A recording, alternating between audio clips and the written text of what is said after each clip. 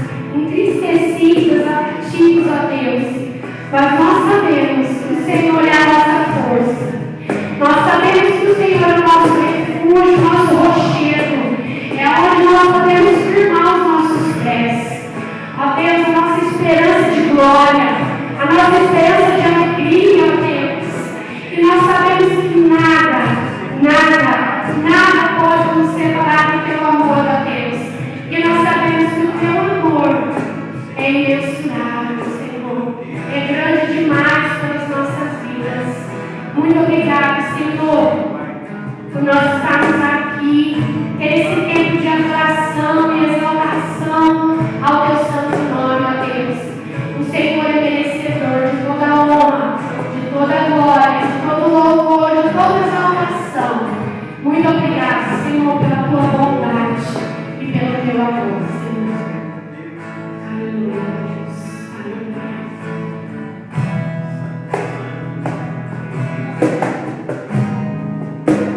Nós queremos te tocar, Deus, nessa noite.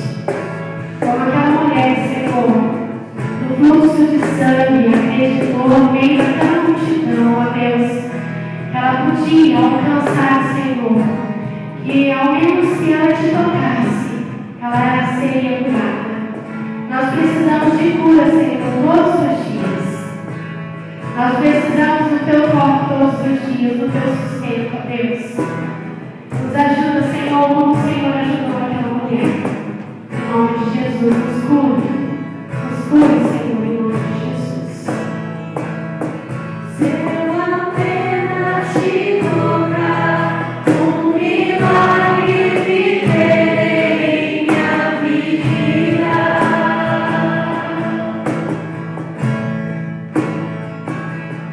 Minha fé vai me levar onde o impossível torna-se real.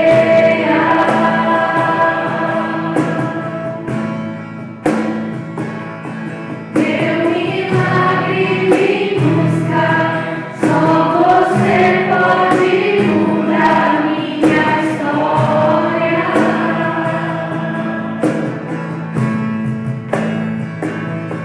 Já sofri demais, eu sei, mas o que existe alguém que me ama.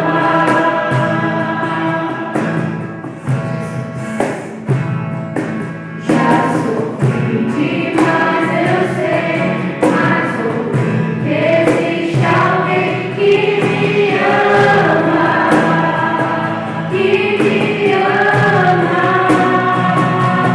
Se eu apenas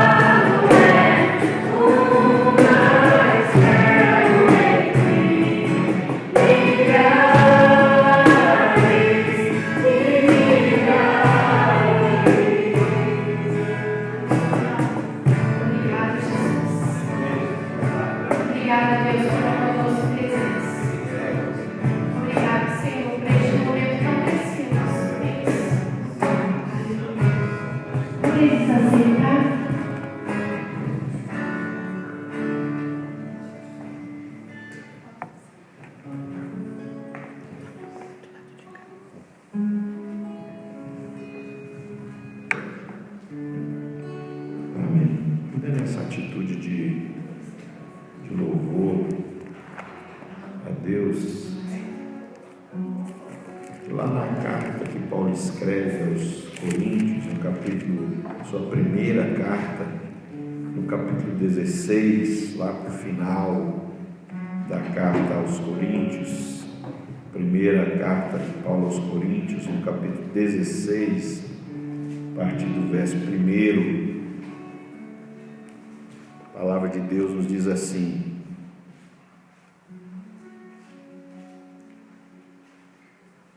quanto à coleta para os santos, fazei vós também como ordenei às igrejas da Galácia.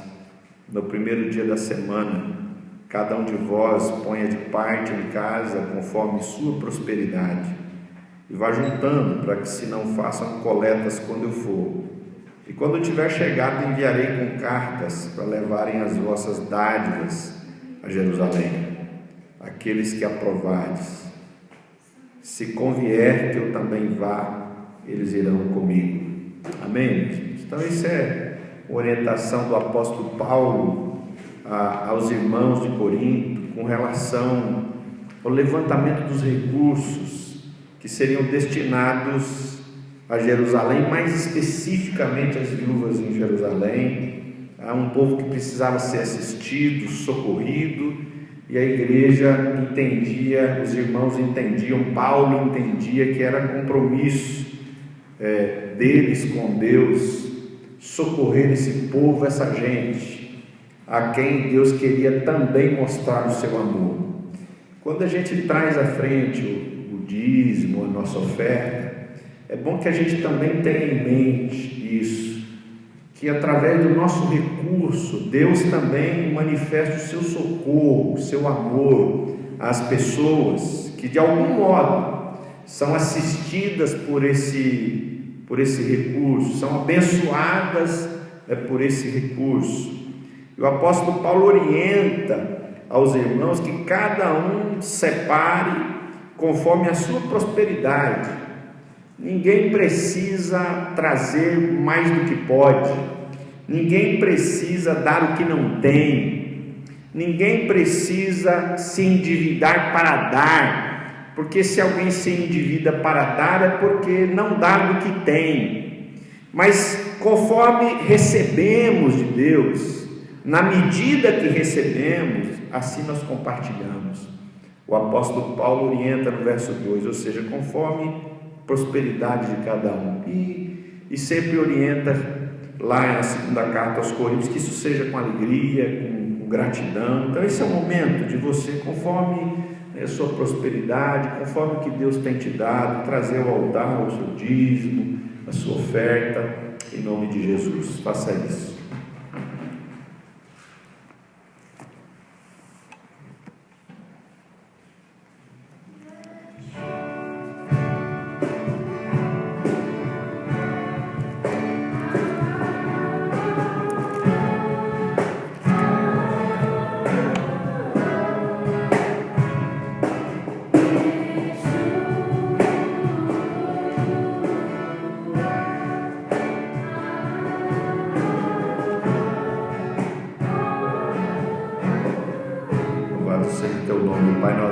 Bendizemos por esse tempo de louvor, por esse tempo de trazer ao altar, ó Deus, parte daquilo que Tu tens nos dado. Te louvamos por aqueles e aquelas, Senhor, que têm generosamente, ó Deus, contribuído, trazido ao altar, socorrido pessoas também, ó Deus, aí em Ribeirão Claro, pessoas que fazem parte das suas famílias. Deus, louvado seja o Teu nome. Nós também rogamos por aqueles que têm tido dificuldades, que a Tua mão seja sobre eles e elas, e que Tu ensines, Senhor, a graça de dar, a graça de repartir, a graça, Deus querido, de dar conforme a prosperidade que recebeu, conforme as dádivas que recebeu do Senhor, a graça de poder participar também dessa obra aqui em Ribeirão Claro, onde o Teu nome é pregado, proclamado, de poder participar também dessa obra financeiramente, ó Pai, através das suas orações, através dos seus dons e ministérios, mas também financeiramente. Que o Senhor nos ajude a sermos generosos aqui na comunidade, mas aonde nós estivermos, para que o Teu nome seja glorificado. Toma, Senhor, o texto que será lido, a palavra que será proclamada, nos abençoa, Senhor, nos ministra, Senhor. A Tua palavra é vida para nós. Às vezes nós nos achegamos a Ti, Senhor, e nós precisamos tão somente ouvir a Tua palavra, assim como Abacuque se achegou com suas perguntas, com suas questões, mas quando ele ouviu a Tua voz, Senhor, quando o Senhor deu uma palavra para ele, ó Deus, ele foi transformado, foi fortalecido. A circunstância continuou a mesma até então, mas Abacuque não era mais o mesmo, porque quando o Senhor fala conosco, nós não somos mais os mesmos. E que seja assim nesse tempo, ó Pai, que o Senhor fale conosco, que as palavras de vida eterna, as palavras que são capazes de gerar uma paz no nosso coração fora do comum, que essas palavras nos alcancem nesse tempo, que as palavras que são capazes de gerar uma alegria no nosso coração, que não depende de circunstâncias, que essas palavras de vida alcancem o nosso coração, Pai, nesse tempo, em nome de Jesus. Amém. Amém, meus irmãos. Quero convidar você para abrir a sua Bíblia lá na carta de Paulo aos Colossenses, no capítulo 3. Semana retrasada ainda, se não me engano, nós estávamos lendo carta de Paulo aos Colossenses. Agora iniciamos a leitura aí dos pequenos grupos aí, carta de Paulo aos Efésios.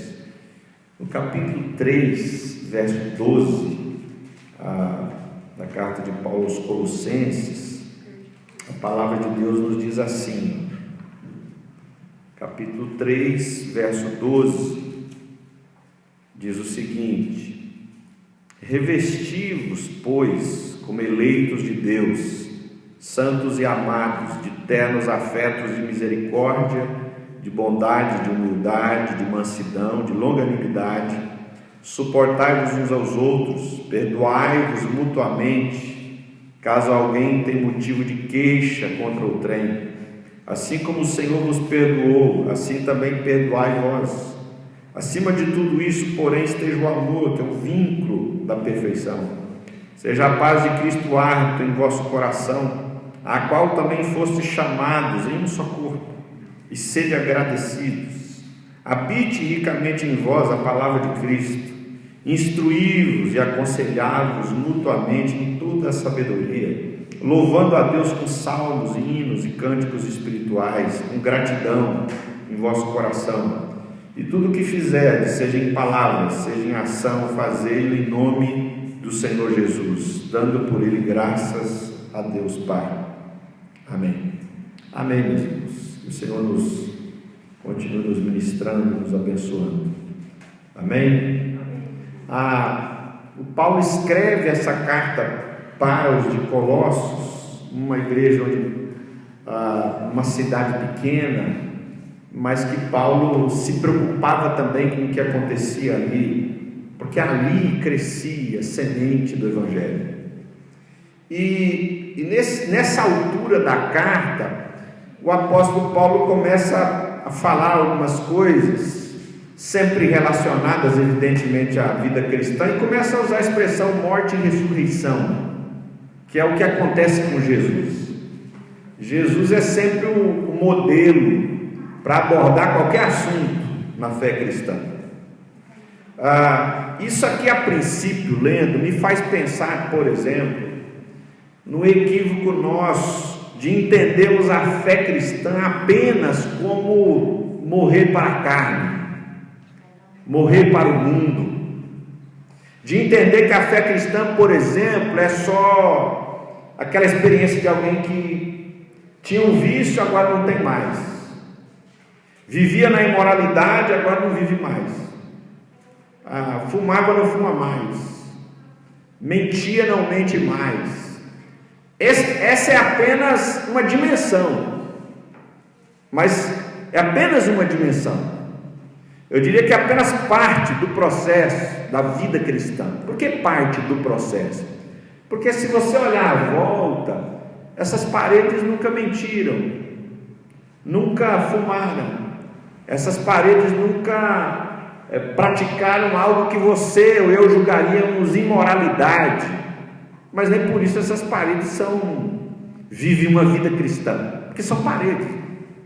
Então, se por um lado a vida cristã envolve morte da velha natureza, envolve sim uma libertação, talvez de vícios, de vida imoral, tudo isso, mas por outro lado, existe uma outra dimensão que Paulo vai falar aqui sobre. Ele usa essa imagem que é se revestir. O verso 10, ele já usa isso, revestir-se do novo homem.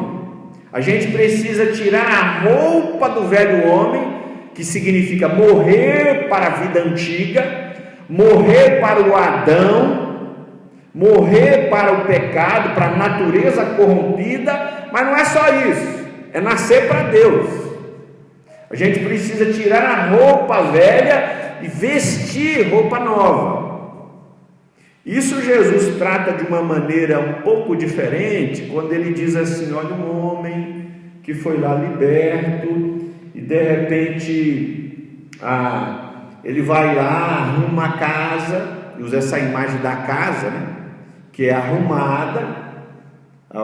O sujeito tinha tomando conta da vida dele um espírito imundo, esse espírito é mandado embora, e agora a casa, ou a vida daquele que foi liberto, ela é arrumada, é ajeitada, mas a casa está vazia.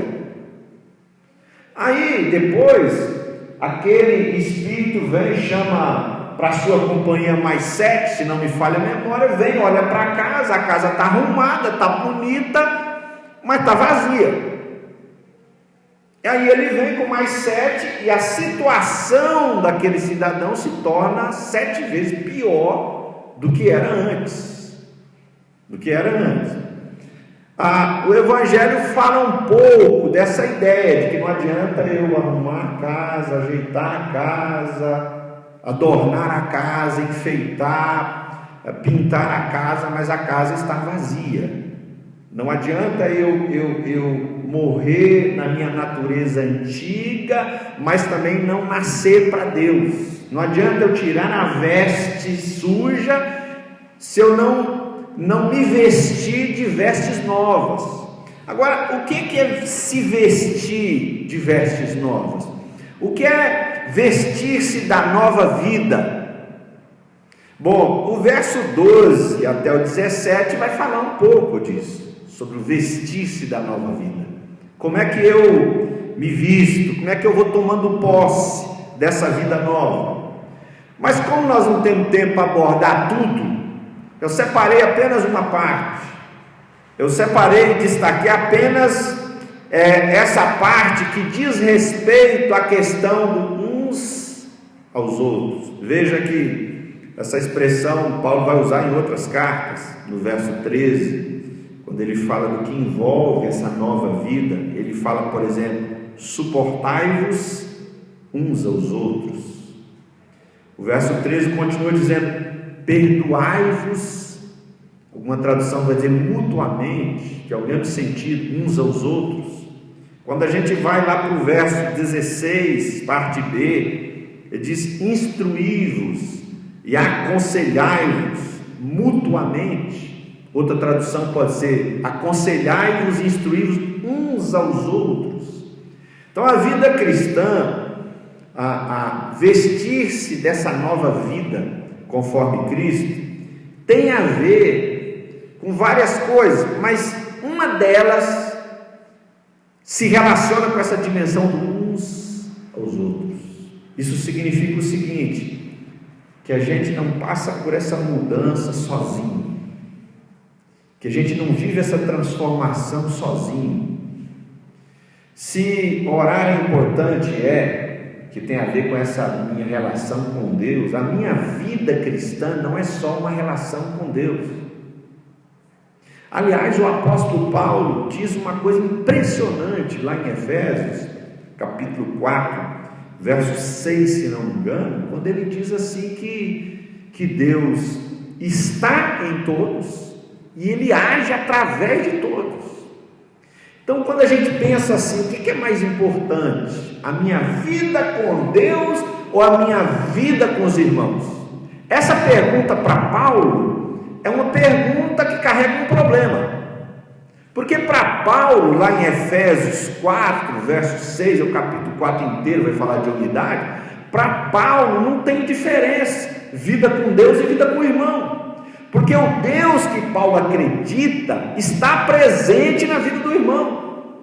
O Deus que Paulo acredita está presente na sua vida e na minha vida. Na medida em que eu vou desprezando e acho que dá para eu caminhar sem você sem a minha vida, eu estou desprezando não alguém, eu estou desprezando o próprio Deus.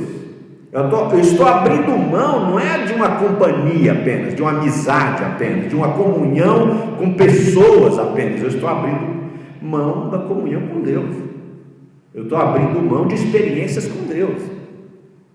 Então, não existe separação para Paulo. Não existe vida com Deus e vida com o irmão. Para o Paulo, para Jesus também, isso está entranhado. Para o apóstolo João, na sua carta, lá no final da Bíblia, sua primeira carta, ele vai dizer: como é que eu digo que eu amo o irmão, amo a Deus e odeio o irmão? Se eu não consigo amar o irmão que eu vejo, como é que eu vou amar a Deus que eu nunca vi? Então tem tudo a ver o amor ao irmão, a relação com o irmão, com a relação com Deus. Tem tudo a ver. E é por isso que faz sentido a gente pensar nessa dinâmica que a vida cristã é uns aos outros. Vida com Jesus, vida com Deus é também vida de uns com os outros. E aí tem três questões aqui que envolvem essa relação de uns com os outros, que tem a ver com dar e receber, fazer e deixar que o outro faça com a gente. Tem três coisas importantes na nossa caminhada com os irmãos, porque é caminhando com os irmãos que a gente vai se vestindo da nova vida em Cristo, que a gente vai colocando a roupa nova de Cristo. E aí, nesse colocar a roupa nova, existe um caminho. Esse caminho envolve suportar e ser suportado, envolve perdoar, ser perdoado, envolve aconselhar ou exortar, ser exortado. Então vamos para o primeiro, suportar. Suportar. A palavra suportar no verso 13 tem a ver com apoio, com base, tem a ver com essa estrutura que sustenta essa caixa de som. A palavra suporte pode ser traduzida também por uma espécie de estaca que o sujeito finca para pôr de pé o tomateiro, ou toda uma estrutura que você usa, por exemplo, quando tem um pé de chuchu plantado na sua casa, ou um pé de maracujá, coisa desse tipo, que precisa de apoio, de sustento. Sugere para mim e para você a ideia, irmãos, de que ninguém caminha sem apoio. Sugere para mim e para você a ideia de que nós somos como um tomateiro, que Deus faz nascer fruto em mim e você, mas que sozinho a gente não se mantém de pé. Tem um livro interessante de um casal cristão, que também são psicólogos, cujo tema é limite. E uma das coisas interessantes que esse livro diz é o seguinte: ninguém é transformado sozinho. Ninguém vive uma transformação radical sozinho. As pessoas não mudam sozinhas. Você tem gente que diz assim: olha, agora eu vou começar agora numa caminhada, aquelas promessas de virada de ano, de fim de semana, agora eu vou mudar tal coisa na minha vida, agora eu vou pegar mais firme numa leitura bíblica, ou agora eu vou, enfim, alguma coisa que ela entende importante. Aí passa uma semana, um mês, e ela está na mesma. Ela começa por alguns dias, começa empenhada, dedicada, daqui a um tempo você olha, a pessoa está cabisbaixa porque ela não conseguiu perseverar naquilo. Muito provavelmente porque essa caminhada se dá sozinho ou sozinha. Ninguém muda, ninguém é transformado sozinho ou sozinha. O Paulo reforça isso quando em 1 Coríntios 12, por exemplo, ele vai comparar a igreja com o corpo de Cristo. Ou seja, quem quer ser transformado precisa se conectar com a presença de Cristo no mundo. Quem é a presença de Cristo no mundo? É o seu corpo, é a igreja, aqueles que creem. Paulo já entende que ninguém vive uma transformação, uma mudança em Cristo sozinho. Ou pelo menos nenhuma mudança se sustenta por muito tempo se alguém caminha sozinho. E nessa caminhada de uns com os outros, nós precisamos entender que eu e você precisamos ser na vida do outro um suporte, um apoio, uma estaca. E nós também, por vezes, precisamos que alguém seja na nossa vida essa estaca, esse apoio, esse suporte, esse apoio. Porque ninguém recebeu o recurso espiritual de Deus para caminhar sozinho. Ninguém recebeu. Jesus, num dos momentos mais delicados da sua trajetória terrena, vai no Getsemane orar, ele chama os discípulos e ele chama 3 para orar com ele. Eles têm dificuldade, eles dormem, mas Jesus chama para estar com eles. O próprio Jesus tem necessidade de pessoas estarem com ele em momentos difíceis. Então é um grande erro nosso quando a gente acha que nós temos força espiritual suficiente para a gente se manter de pé na caminhada sozinho, porque não temos. Pode ser que muitas coisas não acontecem na nossa vida porque a gente decidiu caminhar sozinho. E o apóstolo Paulo está lembrando a igreja em Colossos que nós precisamos viver essa dinâmica, suportar uns aos outros, ser apoio na vida dos outros. Tem muita gente caindo espiritualmente, não se levantando mais porque abriu mão de alguém para ser suporte, na vida dele ou na vida dela. Lembra da experiência de Caim? Quando Deus questiona Caim em Gênesis 4, cadê teu irmão? E aí Caim, aquela resposta: sou eu porventura tutor, cuidador, responsável pela vida do meu irmão? Sou uma estaca na vida do meu irmão? Sou algum suporte na vida do meu irmão? Quando a gente entende que a gente não é suporte, a história de Caim nos ensina, a gente acaba se tornando assassino espiritual do nosso irmão. Quando a gente não se vê como suporte, a gente acaba se tornando um Caim. Quem é Caim? É aquele que mata o irmão. Quando a gente também acha que não precisa de suporte, nós também decretamos a nossa queda espiritual. Olha que interessante, quando a gente vê alguém cometendo um pecado que pode ser de cunho imoral, adulterou, e a gente diz, caiu na fé. Mas para Paulo, cair na fé não tem a ver só com cometer um pecado de adultério, não tem a ver só com pôr a mão no que é alheio, não tem a ver com algum pecado sexual ou de ordem moral. Para Paulo, caminhar sem suporte é queda. Quem não tem um irmão, uma irmã para suportá-lo na fé, está caído espiritualmente.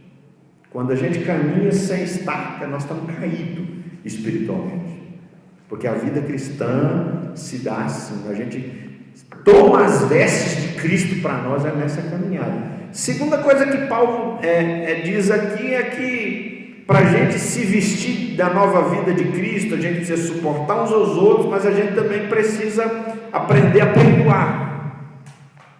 Porque nessa caminhada com o irmão, a gente caminhando com ele com a gente, vão surgir, olha o que Paulo diz aqui, se alguém, verso 13, lá para o final, caso alguém tenha motivo de queixa contra outrem. O apóstolo Paulo sabe, e já lidava com essa questão de quê? De surgirem queixas, surgirem reclamações, surgirem desapontamentos, surgirem desconfortos na relação de um para o outro. Paulo devia ouvir a sua caminhada, o irmão chega ao Paulo, aquele irmão lá, ele tem esse problema, ele tem esse defeito, ele não faz isso, ele é omisso naquilo, ou ele faz demais, ou ele fala demais, ou ele quer aparecer, ou ele atrapalha a gente, ou ele acha que tem dom para isso, mas não tem. Paulo ouvia as queixas. Aquele irmão lá, o Paulo, me fez isso, me falou isso, acho que é ofensivo, é indelicado. Enfim, o apóstolo Paulo ouvia e sabia que na caminhada entre as pessoas surgiam as queixas. Mas a orientação é o seguinte: vamos viver o perdoar uns aos outros. Não existe se vestir de Cristo sem perdoar e ser perdoado. Na caminhada cristã nós não podemos caminhar sozinhos, então nós precisamos aprender a perdoar uns aos outros, porque a pessoa pisa na bola com a gente a primeira vez, a gente se afasta. O sujeito nos ofende, a gente não diz para ele que ele nos ofendeu, a gente se afasta. A pessoa fala de um jeito que a gente não gosta, a gente se afasta. E nós somos tentados a nos afastar. E o apóstolo Paulo diz: o caminho não é se afastar, o caminho é perdoar. O caminho é perdoar, porque a falta de perdão, se você ler uma parábola lá em Mateus 18, a parábola do credor incompassivo, Jesus ensina que a falta de perdão joga o sujeito numa prisão. Porque o servo que recebeu o perdão do rei não perdoou o seu conservo. E por conta disso ele foi jogado na prisão. E Mateus vai trabalhar essa ideia de o sujeito, Mateus 5, se não me engano, também fala dessa questão do perdão, do Sermão do Monte. A ideia é que o sujeito na prisão, ele é entregue aos verdugos. O que são os verdugos? São os torturadores. E é bem interessante como a gente vê essa dinâmica acontecendo. Quando a gente não perdoa uma pessoa, a gente fica preso a essa pessoa. A gente fica preso a ela. E essa falta de perdão, ou aquela pessoa que a gente não perdoa, ela fica torturando a alma da gente, porque aonde a gente vai, ela está. Fica nos incomodando. E se a gente vê, a gente quer desviar, quer mudar de lugar, quer mudar de calçada, quer sair do ambiente. Aquilo vai nos torturando, nos machucando, nos prendendo. A gente não consegue tocar a vida para frente. Então Paulo diz: olha, irmãos, você quer continuar se vestindo com as vestes de Cristo?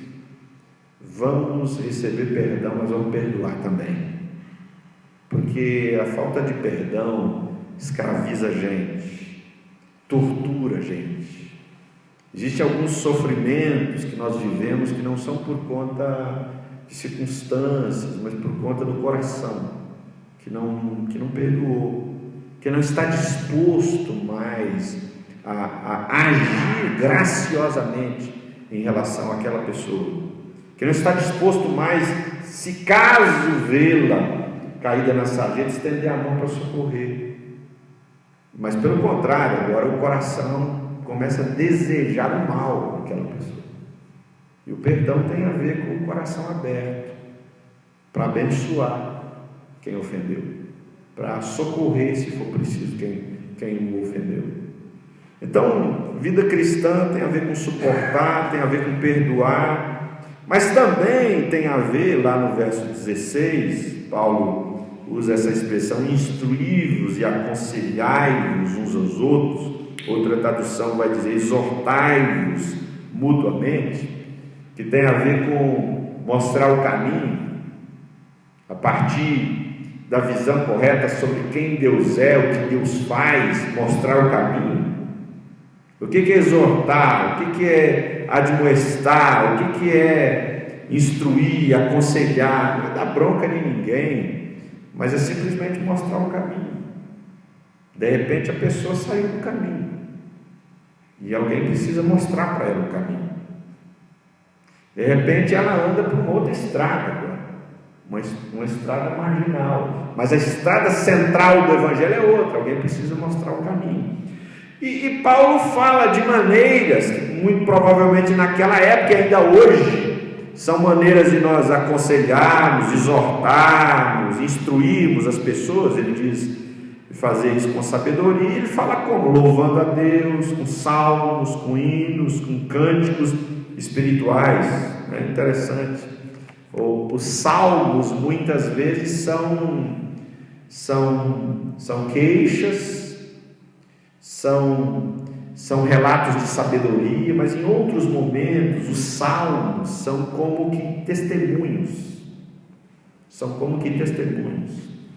Testemunhos acerca da bondade de Deus, de como Deus foi generoso com o salmista.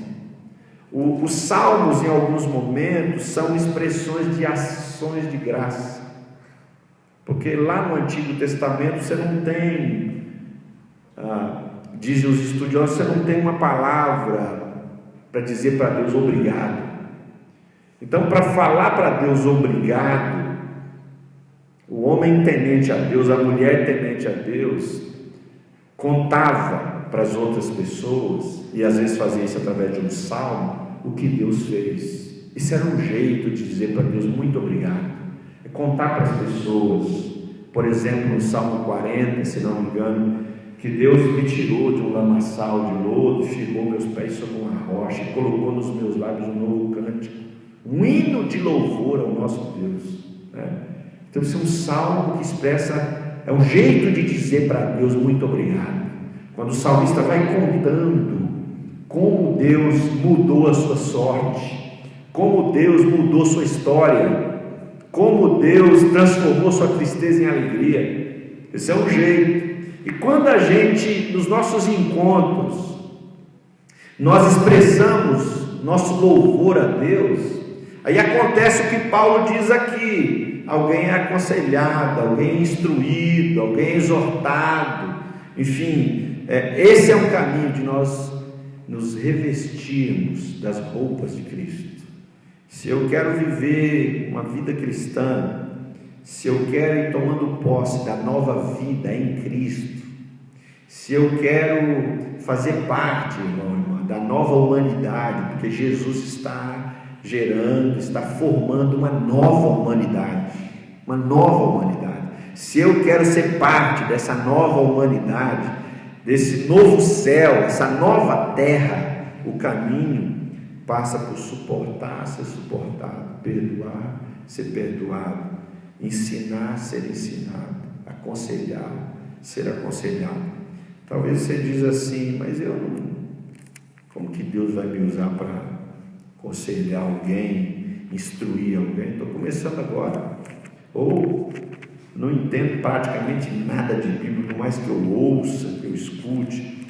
Tem um trecho lá em Romanos 15, para a gente encerrar, que eu gosto muito, hora ou outra eu cito o pessoal que caminha aí com os pequenos grupos, lá em Romanos 15, verso 14, eu acho isso aqui extraordinário. Se a gente acreditar no que está dito aqui, se a gente tomar por fé, isso muda tudo.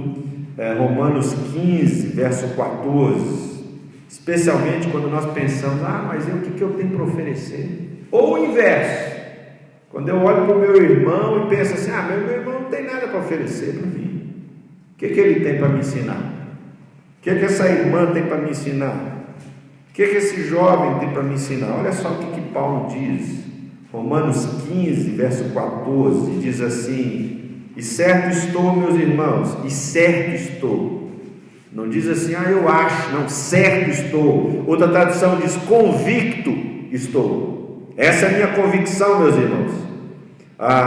Sim, eu mesmo, a vosso respeito, que estáis possuídos de bondade, cheios de todo conhecimento, para vos admoestardes uns aos outros. Olha que coisa maravilhosa. Olha, eu estou convicto, meus irmãos, a respeito de vocês, que vocês estão possuídos de bondade, cheios de todo conhecimento, aptos para admoestarem uns aos outros. Outra tradução vai dizer: encorajarem uns aos outros, aconselharem uns aos outros, exortarem uns aos outros. Eu estou convicto que vocês estão possuídos da bondade de Deus, e vocês estão capacitados para isso, que no abrir da boca de vocês, ainda que seja para contar um testemunho, para falar de um versículo bíblico que tocou seu coração, vocês estão aptos para instruir, para aconselhar, para encorajar, para abençoar, para edificar a vida um do outro. E aí você pensa: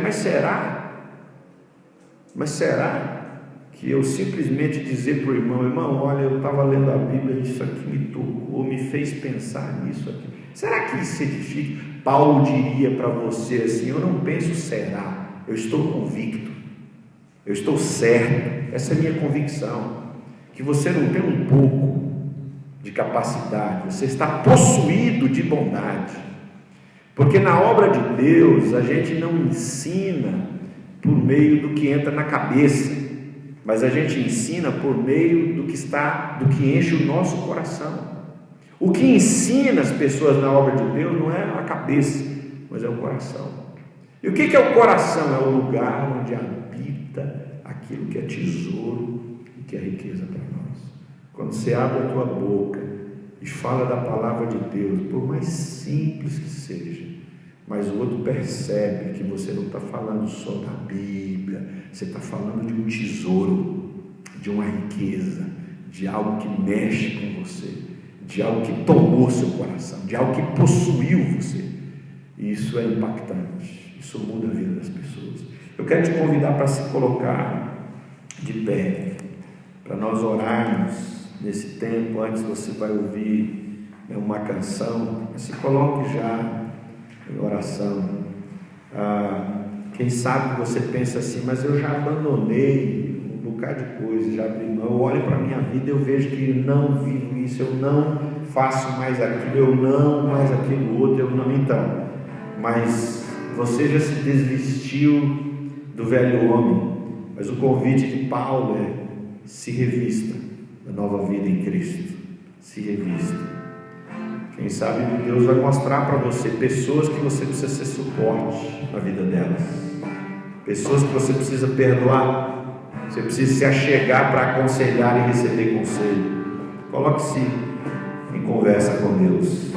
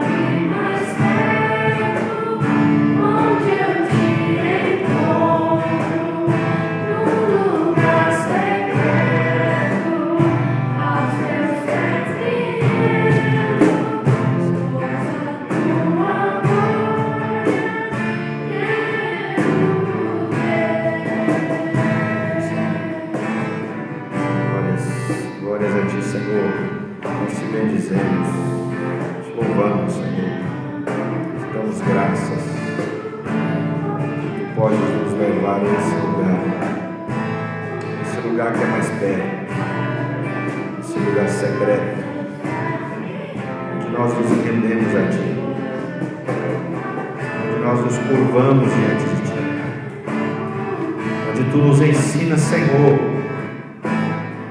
que quando também estamos diante do nosso irmão, nós estamos diante de alguém que manifesta também a Tua presença, Pai. Que nós estamos diante de alguém que carrega também a Tua glória, Pai. E também diante do nosso irmão nós podemos Te ver, podemos ver a Tua face, podemos ver também o Teu amor, ainda que ele se revele e se mostre com imperfeições, ele se mostre não em plenitude, mas nós podemos Te ver. Por isso nós Te rogamos, ó Deus, nessa noite, Espírito Santo de Deus, ajuda-nos, Senhor, a caminhar, não sozinhos, a entender que uma coisa não se separa da outra, a vida com Deus não se separa da vida com o irmão, vida de oração não se separa de vida de comunhão. Não existe intimidade com Deus sem intimidade com o irmão, com os irmãos. Ó Espírito Santo de Deus, nessa caminhada, nessa relação, nos ensina a suportar e sermos suportados, nos ensina a ser apoio, nos ensina a ser amparo para o nosso irmão, nos ensina a ajudá-lo, a ajudá-la na sua caminhada para que ele não caia. Nos ensina que precisamos de pessoas para ser na nossa vida suporte, para nos cobrir de orações, para nos ouvir nas nossas tribulações, nos nossos dias difíceis, mas também nas nossas alegrias. Pessoas que sejam suportes para nós, porque alguém que não tem suporte espiritual é alguém já caído. Se nós não percebemos isso, se nós não entendemos isso, Senhor, nos revela, nos mostra, que o nosso coração seja constrangido pelo Teu amor, porque este convite da comunhão é um convite de amor, não é uma proibição de meramente andar sozinho, e não é uma obrigação, uma imposição, uma opressão, para que nós agora na marra procuremos suporte espiritual, mas é um convite de amor. É o Pai de amor que nos chama, que nos convida a amarmos uns aos outros, a suportarmos uns aos outros. Se porventura na caminhada nós quebramos relacionamentos porque nós não nos dispomos a perdoar, nós relutamos um perdão, nessa noite, Espírito Santo de Deus, nos ensina a sair de qualquer prisão, nos ensina a nos libertar dos verdugos espirituais que porventura nos atormentam, nos oprimem, nos machucam por conta da falta de perdão. Mas Espírito de Deus, nós somos filhos do perdão. O Cristo que nos libertou é todo perdão. Orou lá na cruz para que o Pai perdoasse seus algozes, porque Ele é perdão em carne e osso. Nos ensina o caminho do perdão, Senhor. Nos ensina o que é aconselhar-nos uns aos outros, o que é instruir-nos uns aos outros, o que é encorajar-nos uns aos outros. Nós queremos fazer essa jornada espiritual, mas nunca sozinhos. Nós queremos caminhar fazendo amigos espirituais, Senhor. Ensina-nos a, como igreja, a viver essa caminhada de fazer amigos espirituais, de cultivar amigos espirituais, pessoas com quem nós nos assentamos sem medo, sem receio, nós abrimos o nosso coração, nós oramos e recebemos orações, nós crescemos, pessoas com quem podemos contar, pessoas que podem contar conosco. Senhor, que seja assim essa caminhada, e que a gente cresça na presença de Jesus, na presença de Jesus, que se manifesta também através de nós e através dos nossos irmãos. Nos abençoa, Senhor, para que a gente caminhe, se despido do velho homem, morrendo, que morra em nós a velha natureza, mas que Cristo continue crescendo, aparecendo e se manifestando em nós, para louvor da Tua glória, Senhor, porque não existe imagem de Deus revelada na vida de apenas uma pessoa, mas a imagem de Deus se revela através do corpo de Cristo, e o corpo de Cristo sou eu, é você, somos nós, é a igreja espalhada na superfície da terra. Ajuda-nos, Senhor, a ser a Tua imagem, a sermos o corpo de Cristo nessa terra, caminhando como membros uns dos outros, ó Pai. Que o Senhor nos abençoe, que o Senhor continue derramando sobre nós graça abundante, que o Senhor te fortaleça, que o Senhor renove na sua vida a alegria, renove no seu coração a disposição para amar e perdoar, para caminhar a despeito de todas as tribulações. Que o Deus que é Pai, que é Filho e que é Espírito Santo se derrame sobre a sua vida, te abençoe, te fortaleça, te dê a paz, e seja com você hoje e sempre. Amém. Amém. Que Deus te abençoe e te fortaleça, meu irmão, hoje e sempre. Amém.